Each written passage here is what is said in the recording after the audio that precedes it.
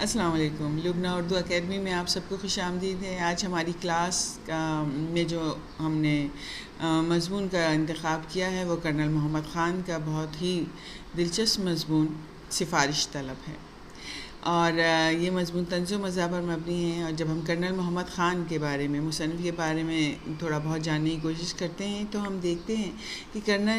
Colonel کی نمایاں تحریری خصوصیات میں ان کی لطیف ظرافت کا ہدف فوج، معاشرتی برائیاں، انگریزوں کے عادات و خصائل اور خود کرنل کی ذات ہے۔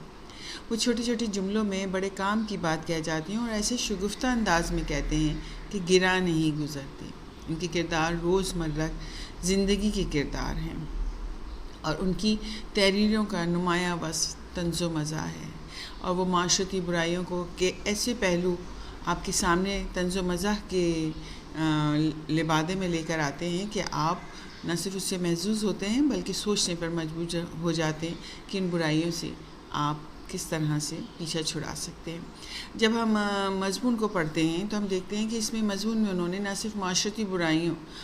ایک بہت بڑی برائی سفارش کے بارے میں بتایا ہے، اس کی تعریف کی ہے، اور اس کے بارے میں آپ کو بتایا ہے کہ کس طرح سے وہ روزمرہ کی زندگی میں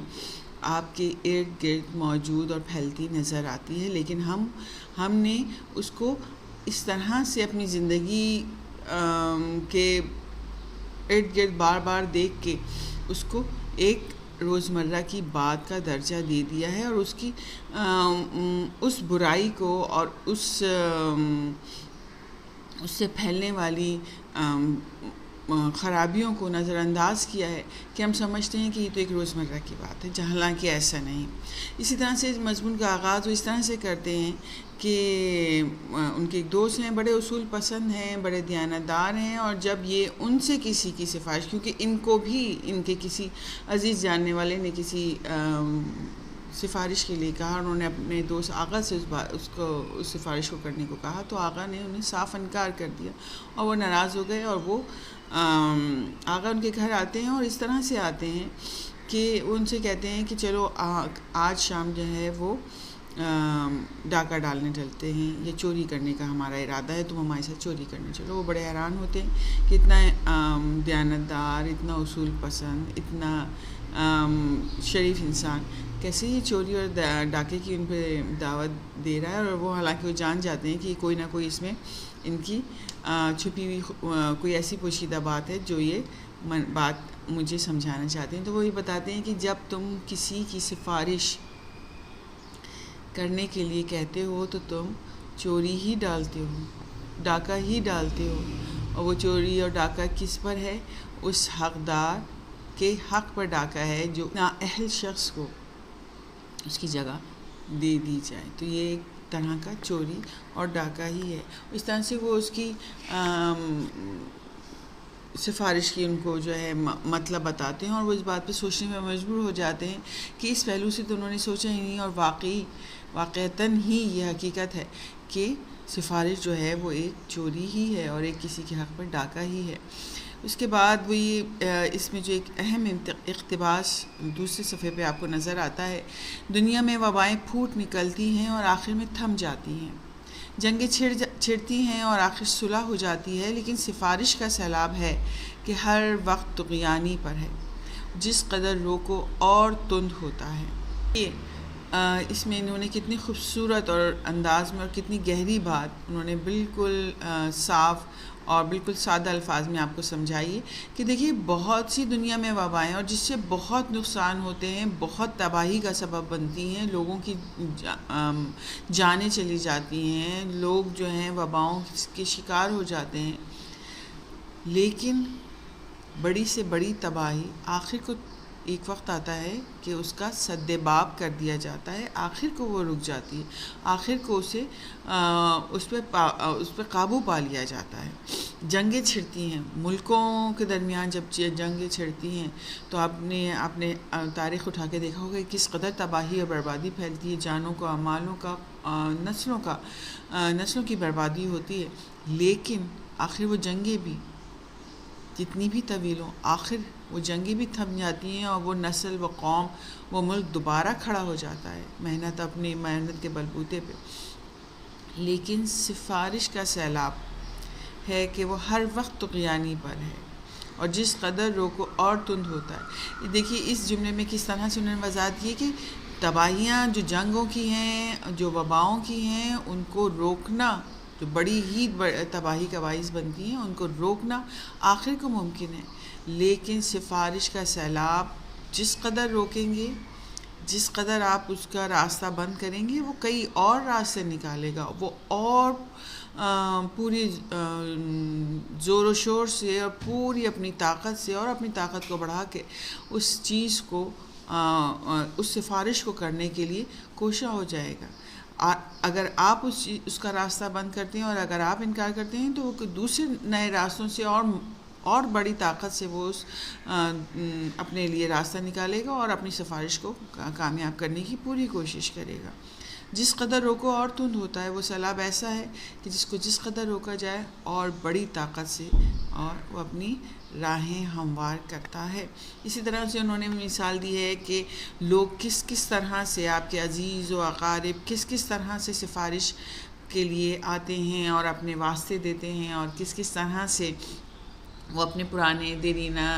رشتہ داریوں کا، دوستیوں کا واسطہ دے کر آپ کو غلط کام کرنے پر مجبور کرتے ہیں۔ لیکن دیکھیے مختلف مثالوں کے باوجود اور مختلف روزمرہ کی زندگی کے باوجود بھی وہی کہہ رہے ہیں کہ سفارش طلب سے نمٹنے کا ایک ہی طریقہ ہے کہ اسے چور سمجھا جائے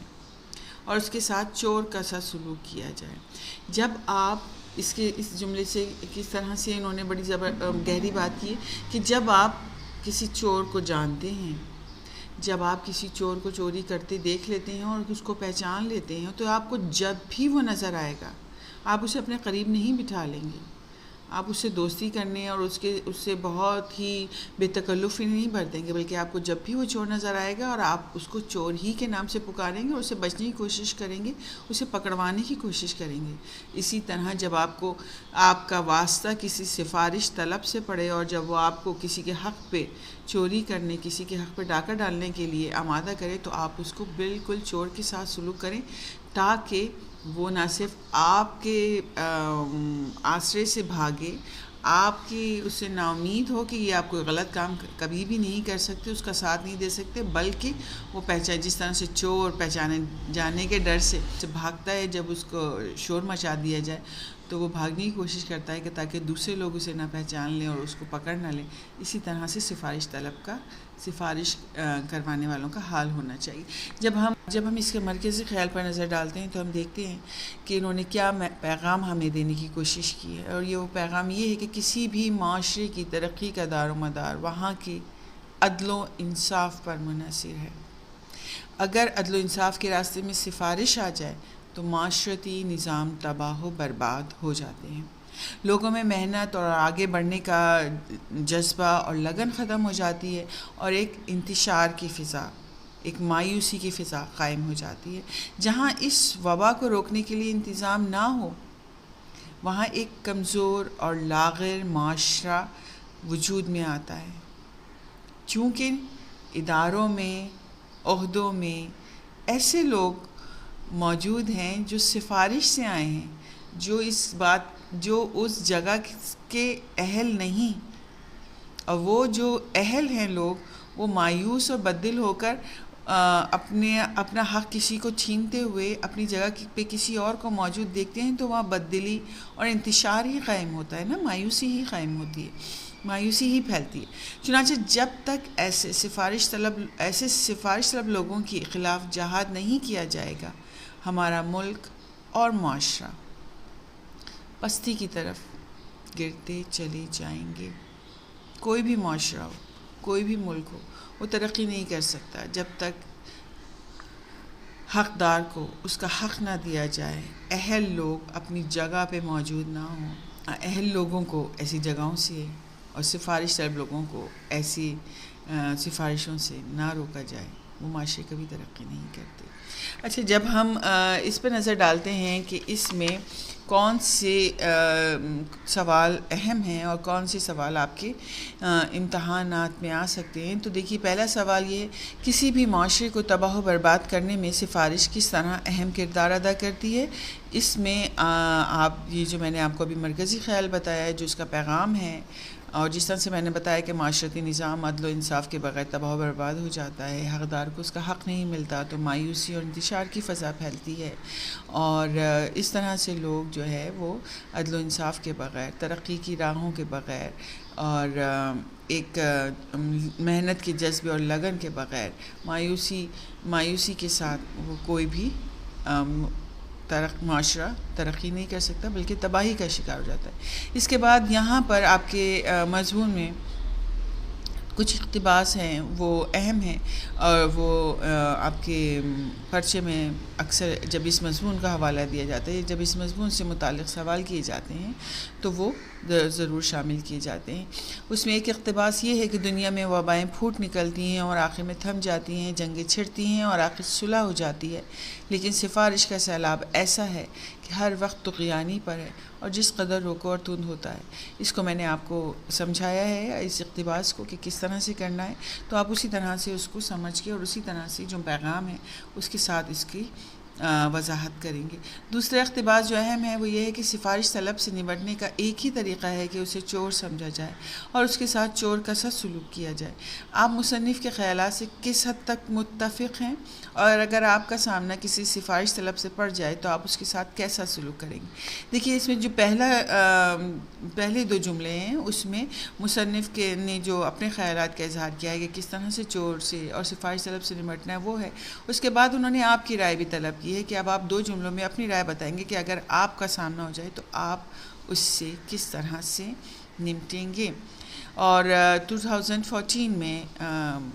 گریڈ 10 میں ایک ہی بورڈ میں یہ سوال آیا ہے کہ کرنل محمد خان کے مضمون سفارش طلب کا مرکزی خیال آپ کی سوچ کے مطابق کیا ہے؟ تو جو مرکزی خیال میں نے ابھی آپ کو سمجھایا ہے اور جو پیغام اس میں پوشیدہ ہے، آپ ظاہر ہے کہ کرنل محمد خان آپ کو وہی پیغام دینا چاہتے ہیں اور وہی مضمون کا پیغام ہے، وہ آپ اس میں تحریر کر سکتے ہیں۔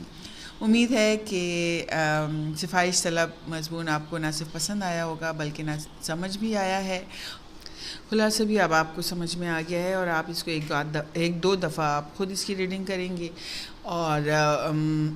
جو اس کی چھوٹی چھوٹی اس میں جو باتیں اور بھی روزمرہ کی اس سے حوالوں سے جو مثالیں دی گئی ہیں اس کو بھی اچھی طرح سے پڑھیں گے، اور اس طرح سے نہ صرف یہ اس کو پڑھنا نہیں ہے بلکہ اس کے پیغام کو سمجھنا ہے کہ انہوں نے آپ کو کیا پیغام دیا ہے، اور آپ اس کو سمجھیں گے کہ سفارش کس طرح سے ہمارے لیے تباہی اور بربادی کا باعث بنتی ہے، اور محنت اور لگن سے حاصل کیے جانے والا مقام کی کیا اہمیت ہے، اور ایمانداری اور دیانتداری سے زندگی گزارنے کا